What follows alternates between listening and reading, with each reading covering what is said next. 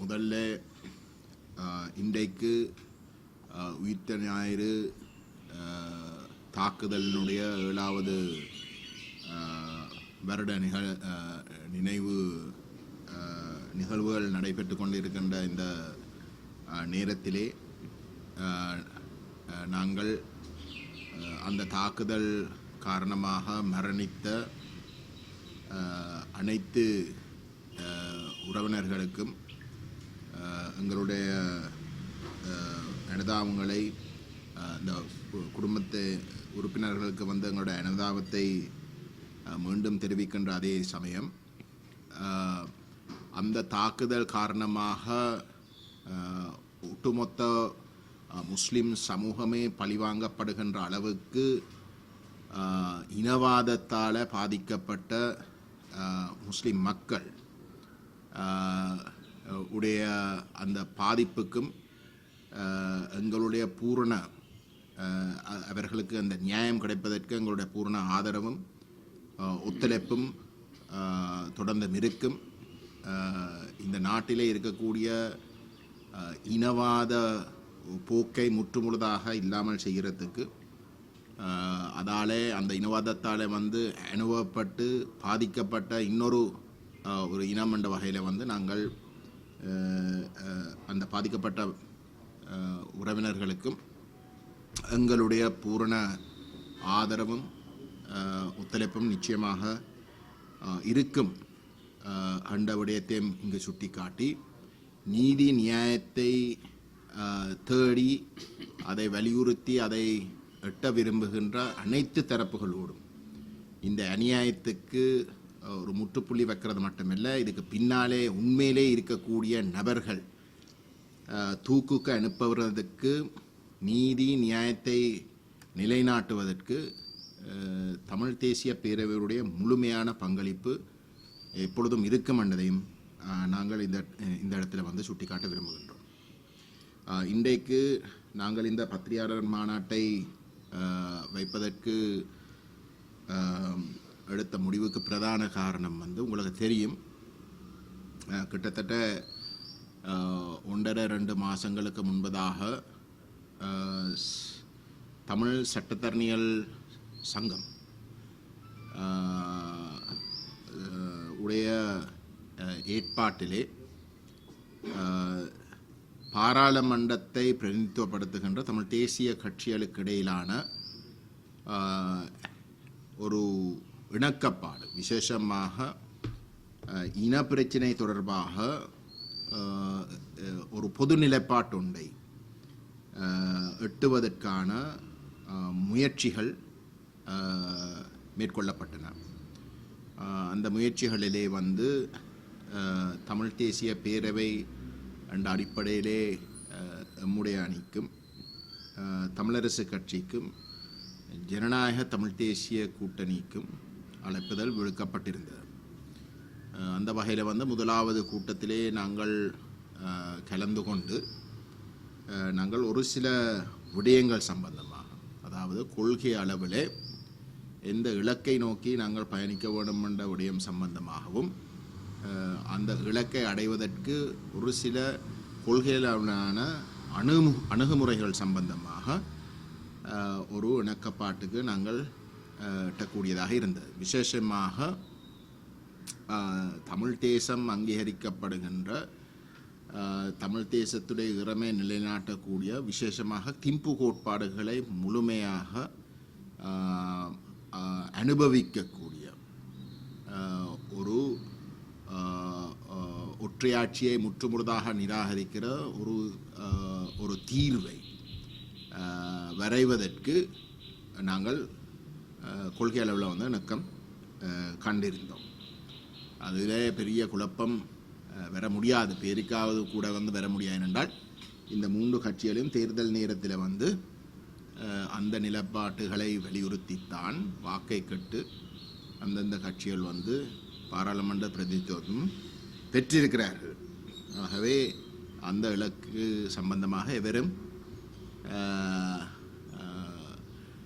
உத்தியோகபூர்வமாக வெளிப்படையாக வந்து விலகினதாக வந்து சொல்லவும் முடியாது. அது மட்டுமல்லாமல் வந்து அந்த தீர்வுக்கு நாங்கள் எங்களுடைய ஒத்துழைப்பை வழங்குறதுக்கு முன்பதாக ஒரு சமூக ஒப்பந்தம் உண்டு. ஸ்ரீலங்கா விசேஷமாக சிங்கள தேசத்தோடும் தமிழ் தேசத்துக்கும் இடையிலே நடைபெறணும் என்ற விடயத்தையும் வந்து நாங்கள் இணங்கியிருந்தோம். கொள்கை அளவில் வந்து இணக்கம் தெரிவிக்கப்பட்டிருந்தது. அந்த வகையிலே இதை முன்னெடுப்பதற்கான முயற்சிகளாக எதிர்காலத்தில் வந்து அதுக்கு என்ன சொல்கிற ஒரு நிர்வாக ரீதியான ஒரு சில முடிவுகள் எடுக்கப்பட வேண்டும் என்றதையும் நாங்கள் மேலதிகமான கூட்டங்களிலே வந்து அந்த முடிவுகள் எடுக்கப்படும் என்றதையும் நாங்கள் இணங்கியிருந்தோம். குறிப்பாக இந்த இலக்கை அடைவதற்கு வந்து ஒரு குழு ஒன்று நாங்கள் எல்லா தரப்பும் ஏகோபித்த அளவுக்கு இணங்கக்கூடிய வகையிலே நாங்கள் அறிவிக்க வேண்டும் என்றபடியும் சொல்லப்பட்டிருந்தது. அந்த வகையில் வந்து அந்த கூட்டம் முடிவடைஞ்சதுக்கு பிற்பாடு 9ஆம் தேதி ஏப்ரல் மாதம் அடுத்த கூட்டம் நடைபெறுவதற்கு தீர்மானிக்கப்பட்டிருந்தது.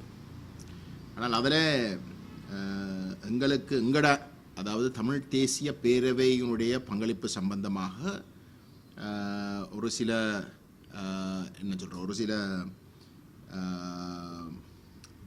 எங்களுடைய அணியுடைய அந்தஸ்து தொடர்பாக வந்து ஒரு சில குழப்பங்கள் இருந்த காரணத்தினாலே வந்து அந்த கூட்டம் 9ஆம் தேதி ஏப்ரல் மாதம் நடைபெறுகின்ற காலை வரைக்கும், அந்த கூட்டம் நினைக்கிறேன் 3 மணிக்கு நடைபெற்றது, ஆனால் காலையில் வரைக்கும் 9ஆம் தேதி ஏப்ரல் மாதம் காலை வரைக்கும் நாங்கள் தமிழ் தேசிய பேரவையாக பங்கு பெறலாமா, அப்படி பேரவையாக பங்கு பெறுறதாக இருந்தாலும் கூட எங்களுடைய உறுப்பினர்களுடைய எண்ணிக்கை சம்பந்தமாகவும் வந்து ஒரு முடிவு எட்டப்பட முடியாத ஒரு நிலையிலே நாங்கள் கலந்து கொள்வதே வந்து ஒரு கேள்விக்குறியாக இருந்தது.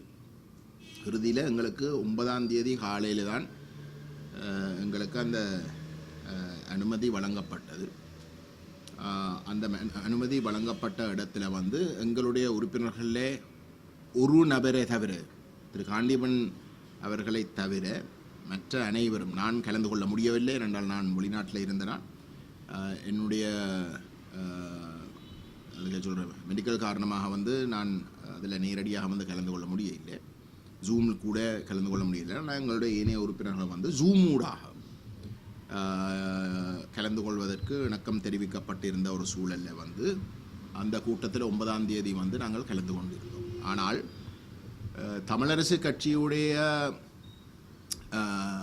பதில் செயலாளருடைய சுமந்திரன் அவர்களுடைய எதிர்ப்பு காரணமாக, அதாவது வந்து இந்த ஜூம் ஊடாக வந்து தாங்கள் எங்களுடைய உறுப்பினர்கள் கலந்து கொள்வதை ஏற்றுக்கொள்ள முடியாது என்றால் அவ்வகையில் வந்து ஜூமில் வந்து யார் யார் கேட்டுக்கொண்டிருக்கிறோம் அந்த தகவல் எல்லாம் வந்து வெளியில் போகலாம், தாங்கள் கதைக்கிற எல்லாம் வெளியில் போகக்கூடும், லீக் பண்ணப்படக்கூடும் என்ற காரணத்தை காட்டி கடும் எதிர்ப்பு தெரிவித்த ஒரு நிலையிலே வந்து எங்களுடைய அணியிலே ஒருவரை தவிர, திரு காண்டீபனை தவிர மிச்சம் முழு பேரும் வந்து அந்த கூட்டத்திலிருந்து வெளியேற்றப்பட்டவை, வெளியேற வேண்டிய ஒரு நிலைக்கு தள்ளப்பட்டவை.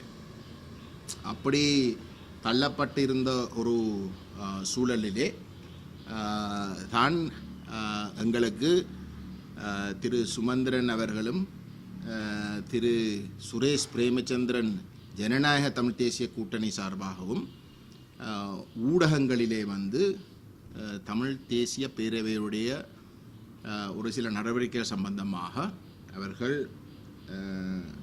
எதிர்ப்பு தெரிவித்து தமிழ் சட்டத்தரணியர் சங்கத்துக்கும் வந்து தங்களுடைய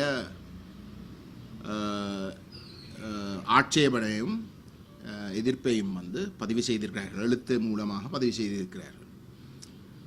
அதனால் வந்து நாங்கள் நேற்றைய தினம் தமிழ் சட்டத்தரணியர் பேரவையை வந்து நாங்கள் நேரடியாக சந்தித்தோம்.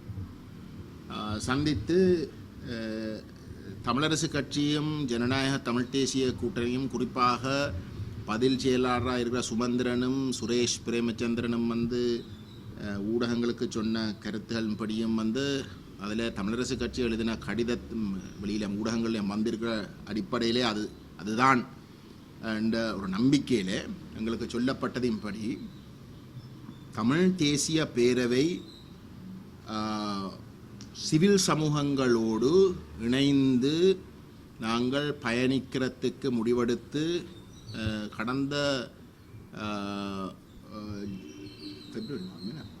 பிப்ரவரி மாதம் 15ஆம் தேதி யாழ்ப்பாணத்தில் 100க்கும் மேற்பட்ட சிவில் சமூக அமைப்புகள் உறுப்பினர்கள் புத்திஜீவிகள் போன்றவர்கள் எல்லாரையும் சேர்த்து ஒரு சந்திப்பு ஒன்று நடந்தது. அந்த சந்திப்புக்கு தமிழரசு கட்சிக்கும் ஜனநாயக தமிழ் தேசிய கூட்டணிக்கும் அழைப்புதல் விடுக்கப்பட்டது. அவர்கள் அதில் கலந்து கொள்ள விரும்பவில்லை. அந்த சந்திப்பு வெளிப்படைத்தன்மையாக நடைபெற்றது. ஊடகங்களுக்கு எந்த விதமான தடையும் இல்லாமல் அதில் லைவாக போன விஷயங்கள் எல்லாம் காட்டப்பட்டு யார் என்ன கதைச்சதை எல்லாம் மக்களுக்கு முன்னாலே நடந்தது. ரகசியம் பேணாத வகையிலே ரகசியம் ஒழித்து கதைக்கிறதுக்கு ஒன்றும் இல்லை எங்களுக்கு. அதில் கலந்து கொண்டவர்களுக்கும் அப்படி எந்த ஒரு தேவையும் இல்லை. ஆகவே அந்த கூட்டத்தில் முடிவெடுக்கப்பட்டது ஒற்றையாட்சியை நிராகரித்து ஐக்கிய ராஜ்ய என்ற ஒற்றையாட்சி வரவை நிராகரித்து ஒற்றையாட்சிக்குள்ளே இருக்கக்கூடிய வேறு எந்தொரு யோசனைகளும் ஏற்றுக்கொள்ளாத நிராகரித்து தமிழ் மக்களுடைய ஏகோபித்த அரசியல் அபிலாஷைகளாக இருக்கக்கூடிய திம்பு கோட்பாடுகளை முழுமையாக அனுபவிக்கக்கூடிய யோசனைகளை கரிசனையில் கொண்டு ஒரு புது வரவை ஒன்றை நாங்கள் தயார்படுத்துவது என்ற ஒரு முடிவு எடுக்கப்பட்டது. அதை முன்னெடுப்பதற்கு ஒரு குழு அந்த அரசியல் அமைப்பை தயார்படுத்துவதற்கான ஒரு உபகுழு ஒன்று அந்த பொதுச்சபை அறிவிக்கும், உண்மையிலே 2 கிழமைக்குள்ளே அறிவிக்கும் என்று தீர்மானிக்கப்பட்டு அது கொஞ்சம் தாமதிக்கப்பட்டது. அந்த எனக்கு தெரிஞ்ச அளவுக்கு அந்த சிவில் சமூக முயற்சிகளுக்கு தமிழ் சட்டத்தரணியர் பேரவையும் அழைக்கப்பட்டது. அதே போன்று தமிழரசு கட்சியும் அழைக்கப்பட்டது. ஜனநாயக தமிழ் தேசிய கூட்டணியும் அழைக்கப்பட்டது. பாராளுமன்ற பிரதிநிதித்துவம் பெற்ற கட்சிகள் என்ற வகையில் அவர்களும் அழைக்கப்பட்டார். அவை அவர்களுக்கு நாளைக்கு கூட கலந்து கொள்வதற்கு எந்த ஒரு தடையும் இல்லை. அது வேண்டிய விருப்பம். அவை கலந்து கொள்ளாமல் இருக்கிற அதை வேண்டிய விருப்பம். ஆனால் இந்த முயற்சி கிட்டத்தட்ட நாங்கள் ஒரு வருஷத்துக்கு மேலாக சிவில் சமூகத்தோடு இணைந்து செய்கிறதுக்கு நாங்கள் பேசிக்கொண்டு இருந்த நாங்கள். இது நேற்று முந்த நாள் தொடங்கின ஒரு விஷயம் இல்லை. அது சுமந்திரனுக்கும் சுரேஷ் பிரேமச்சந்திரனுக்கும் நன்றாக தெரியும். ஏனென்றால் நாங்கள் இந்த 2024 பாராளுமன்ற தேர்தல் முடிஞ்ச கையோடையே நாங்கள் இந்த கட்சிகளோடு இணைந்து ஒரு பொதுப்புள்ளியில் சந்திக்கிறதுக்குரிய முயற்சிகள் மேற்கொள்ளப்பட்ட நேரத்திலேயே நாங்கள் இந்த சிவில் சமூகத்தோடு செய்ய வேணும் என்ற விஷயத்தை நாங்கள் அவர்களுடைய சொல்லியும் இருக்கிறோம். நான் நேரடியாக சுமந்திரனோட பல தடவைகள், ஒருக்கா 2 முறை இல்லை, பல தடவைகள் சொல்லியிருக்கிறோம். உள்ளூராட்சி தேர்தல் முடிவடைஞ்சதுக்கு பிற்பாடும் கூட அந்த சபைகளுடைய ஆட்சியை ஸ்திரப்படுத்துவதற்காக நடைபெற்ற பேச்சுவார்த்தைகளிலேயும் கூட நாங்கள் சிவில் சமூகத்தோடு இணைந்து நாங்கள் ஒரு பொது நிலைப்பாட்டை எட்டப்பட வேணும் என்ற விஷயத்தை அது சம்பந்தமாக நாங்கள் ஏற்கனவே சிவில் சமூக உறுப்பினர்களுடையும் பேசியும் வந்திருக்கிறோம் என்ற விஷயத்தையும் அவர்களுக்கு சொல்லிக்கொண்டு வந்திருக்கிறோம். ஆகவே இந்த சிவில் சமூகத்தை ஓட தமிழ் தேசிய பேரவை பயணிக்கக்கூடாது, இல்லாட்டி எந்த விதமான செயல்பாடும் நடத்தக்கூடாது என்று அவர்கள் நினைக்கிறார்கள் என்றால் அது ஒரு பகல் கனவு. ஏன்னா எங்களை பொறுத்தவரையில் அரசியலமைப்பு தீர்மானிக்கிற விஷயம் இது சுமந்திரனுக்கோ சுரேஷ் பிரேமச்சந்திரனுக்கோ கஜேந்திரகுமார் பொன்னம்பலத்துக்கு உரித்தான ஒரு விஷயம் அல்ல. நாங்கள் தீர்மானிக்கிற இறுதியில் எங்களோட மக்களுடைய தலைவிதியை தீர்மானிக்கிற ஒரு விஷயமாகத்தான் அது இருக்கும். அதை மக்கள்கிட்ட ஒழித்து நாங்கள் செய்ய போகிற ஒரு விஷயமாக இது இருக்க முடியாதுன்றதுதான் தமிழ் தேசிய பேரவையுடைய மிக இறுக்கமான நிலைப்பாடு. இந்த சட்டத்தரணியர் சங்கத்துடைய முயற்சியிலேயும் கூட முதல் கட்டமாக கூட நாங்கள் அவர்களுக்கு சிவில் சமூகத்தையும் நாங்கள் முழுமையாக மக்களுக்கு தெரியக்கூடிய வகையிலையும் சிவில் சமூகத்துடைய பங்களிப்பும் முழுமையாக இதில் இருந்தே ஆக வேணும் என்ற விஷயத்தையும் நாங்கள் வலியுறுத்தினோம். ஆனால் அந்த இதுலேயும் சுமந்திரன் அதுக்கு எதிர்ப்பு தெரிவித்தார். சரிதானே? ஆகவே நாங்கள் இந்த முயற்சிகள் நாங்கள் எடுக்கிற முயற்சிகள் எதுவுமே ரகசியம் இல்லை. நாங்கள் எடுக்கிற முயற்சிகள் அனைத்தும் வெளிப்படையாக நடத்தும். இந்த தமிழ் சட்டத்தணிகளுடைய முயற்சியம் எங்களை பொறுத்தவரையில் ஊடகங்களை வச்சுக்கொண்டு நடத்துறதுக்கு தான் நாங்கள் விரும்புகிறோம். ஏன்னா எங்களோட மக்களுடைய தலைவிதி தீர்மானிக்க விரும்புகின்ற விஷயங்களுக்கு ரகசியம் பேண வேண்டிய எந்த ஒரு தேவையும் எங்களுக்கு கிடையாது. ஆகவே இந்த வகையில் நாங்கள் இந்த சிவில் சமூகத்தோடு இணைஞ்சு பயணிக்கிறது. சிவில் சமூகத்துக்கும் அதில் இருக்கிற சிவில் சமூகத்துக்கு எந்த ஒரு தடையும் இல்லை. அதில் சிவில் சமூகத்தில் இருக்கக்கூடிய பலர் எங்களை விமர்சிக்கிறவர்களாகவும் இருந்திருக்கிறார்கள் வெளிப்படையாக. ஆகவே நாங்கள் அதுக்காக அவர்கள் இதில் கலந்து கொண்டு தமிழ் மக்களுடைய தலைவிதி சம்பந்தமாக தங்களுடைய தமிழ் மக்களுடைய ஏகோபித்த அரசியல் அபிலாஷைகள் நிறைவேற்றுவதற்கு அடைவதற்காக அவர்களுடைய கருத்துக்களை தெரிவிக்கக்கூடாது என்று நாங்கள் எந்த ஒரு இடத்திலையும் சொல்லவில்லை. உண்மையை சொன்னால் எனக்கு தெரிஞ்ச அளவுக்கு இந்த நிபுணர் குழு, அதாவது நிபுணர் குழு இல்லை, இந்த வரவை தயாரிப்பதற்கான சிவில் சமூகத்துடைய அந்த குழு 20 பேருக்கு மேலே 28 பேர் நியமிக்கப்பட்ட குழுவுடைய பேர் பட்டியல் வெளியிடுறதுக்கு தாமதமாக்கப்பட்டதுக்கு பிரதான காரணங்கள் ஒரு சிலரை நாங்கள் இதில் நேரடியாக கலந்து கொள்வதற்கு நாங்கள் கேட்டு அவர்களுடைய இறுதி முடிவு அறிவிக்கிறதுக்கு கொஞ்சம் பிந்தினபடியால் தான் அது பிந்தப்பட்டது. என்னடா எவரையும் கைவிடுறதுக்கு நாங்கள் விரும்பவில்லை. உதாரணத்துக்கு சொன்னால், இந்த சிவில் சமூக முயற்சி 15ஆம் தேதி நடக்க போகிறான்னு எல்லோருக்கும் தெரிஞ்சிருந்த இடத்து ரகசியமாக நாங்கள் ஒன்று செய்யல. அதில் இருக்கக்கூடிய சிவில் சமூக உறுப்பினர்கள் எத்தனையோ கட்சிகளுக்கு விசுவாசமாக இருக்கக்கூடியவர்கள் எங்களோட கட்சிக்கு விசுவாசமானவர்கள் மட்டுமல்ல, வேறு கட்சிகளுக்கு விசுவாசமான வெளிப்படையாக விசுவாசமானவர்களாகவும் செயல்பட்டிருக்கிறோம். அப்படிப்பட்ட ஒரு இடையிலே திடீரென்று திருவோணமலையில் ஒரு கூட்டம் ஒழுங்கு செய்த ஒரு தரப்பு இருந்தது. நாங்கள் அந்த தரப்போடையும் நாங்கள் தொடர்பு கொண்டு கேட்டு நாங்கள் தயவு செய்த நீங்கள் இந்த 15ஆம் தேதி கூட்டத்துக்கும் வர சொல்லி சரி. ஆகவே இதில் எந்த ஒரு வரையும் விடுறதுக்கு இல்லாட்டி ஓரம் கட்டுறதுக்கு இல்லாட்டி புறக்கணிக்கிறதுக்கு நாங்கள் நினைச்சிருக்கையில் உண்மையிலே சிவில் சமூக உறுப்பினர்களும் அது அப்படி எந்த ஒரு சிந்தனையும் வச்சிருக்கவில்லை. ஆகவே அதை நாங்கள் கைவிட தயாரில்லை. எங்களை பொறுத்தவரையில் அது இனம் சார்ந்த விஷயம். அது ஒட்டுமொத்த இனத்துடைய கருத்தையும் கேட்கக்கூடிய நடைமுறை சாத்தியமாக ஒரு மேக்சிமம் மக்களுடைய பங்களிப்பை அடையக்கூடிய ஒரு முயற்சியாகத்தான் நாங்கள் அதை பார்க்குறோம். அது தமிழ் தேசிய மக்கள் முன்னணி கொள்கை அளவில் எப்போ இருந்து விரும்புகின்ற ஒரு விஷயமாக இருக்குது. சிவில் சமூகம் அதுக்கு இணங்கி அதை முன்னெடுக்கிறதுக்கு முன்வந்த இடத்துல எங்களோட பூர்ண ஒத்துழைப்பையும் நாங்கள் அதுக்கு வழங்குறதுக்கு தீர்மானிச்சிருக்கிறோம். இந்த முயற்சி கைவிட போகிறது இல்லை. நாங்கள் கடைசி வரைக்கும் அதில் விலக போகிறது இல்லை. எங்களுக்கு அது மிக மிக முக்கியம். இந்த முயற்சி நடைபெறக்கூடாதுன்றதுக்காகத்தான் நாங்கள் இந்த சுமந்திரனையும் சுரேஷ் பிரேமச்சந்திரனையும் கெஞ்சி கேட்குறோம், கதையுங்கோ எங்களோட கதையுங்கோ, நாங்கள் ஒரு புது புள்ளியில் சந்திப்போம் என்று நாங்கள் எத்தனையோ வருஷமாக கேட்குறோம். 24ஆம் ஆண்டு பாராளுமன்ற தேர்தல் நடந்தது. அதுக்கு பிறகு நடக்கிற எத்தனையோ மாதங்களாக நாங்கள் கிடைக்கிற ஒவ்வொரு சந்தர்ப்பத்தையும் நாங்கள் ஒரு பொது புள்ளியில் சந்திக்கிறதுக்கு முயற்சிக்கு வாங்குவோன்னு சொல்லி கேட்டாங்க. டிடிஎன்ஏ தங்களுடைய உள்ளூராட்சி சபையில் ஒரு பதவியும் எடுக்க முடியாத ஒரு நிலைமை இருந்த இடத்துல, என்னிடம் 3வது 4வது இடத்துல தான் அந்த கட்சி இருந்தது. நாங்கள் எங்களுக்கு பெற வேண்டிய தவிசாளர் பதவியில் ஒரு சில இடங்களில் விட்டு கொடுத்து நாங்கள் அவர்களுக்கு போட்ட ஒரே நிபந்தனை கொள்கை அளவில் நாங்கள் ஒரு இணக்கப்பாட்டுக்கு பெறணும். சரியானே? அப்போ நாங்கள் தமிழ் தேசிய பேரவை கிடைக்கிற ஒவ்வொரு முயற்சியிலையும் நாங்கள் இந்த கொள்கை ரீதியான ஒரு இணக்கப்பாட்டை ஏற்படுத்துறதுக்கு தான் நாங்கள் அந்த முயற்சிகளை மேற்கொண்டு வருகிறோம். ஆனால் அவர்கள் தான் விட்டு ஓடுறார்கள்.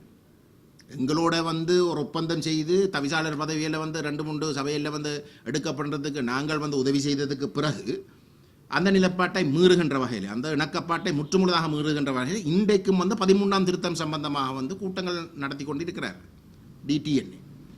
அது அவர்கள் செய்கிறார்கள் என்றால் எங்களோட நடந்த ஒப்பந்தம் நடைமுறை சாத்தியமில்லை. அதை நீங்கள் மீறுறீர்கள் என்றதை சொன்னதுக்கு பிறகு தொடர்ந்தும் செய்கிறார்கள். இந்த சட்டத்தரணியல் சங்கத்துடைய முயற்சி ஆரம்பிக்கப்பட்டதுக்கு பிறகு திருகோணமலையில் கிளிநொச்சியில் இந்த 13ஆம் திருத்தம் சம்பந்தமாக கூட்டங்கள் நடைபெற்றிருக்கு. சரிதானே? ஆனால் அதுக்கு சுமந்திரனுக்கு ஒரு சிக்கலும் இல்லை. அது சம்பந்தமாக ஒரு சிக்கலும் இல்லை. ஏன்? ஒற்றையாட்சிக்குள்ளே தானே 13ஆம் திருத்தம் ஒற்றையாட்சிக்குள்ளே இருக்கிறது. அதை தொடர்ந்தும் வச்சிருக்கிறதுக்கு வந்து சுமந்திரனுக்கு ஒரு சிக்கலும், ஏக்கிய ராஜ்ய தொடர்பாக வந்து கதைச்சாலும் அது ஒரு சிக்கலும் இல்லை. ஆனால்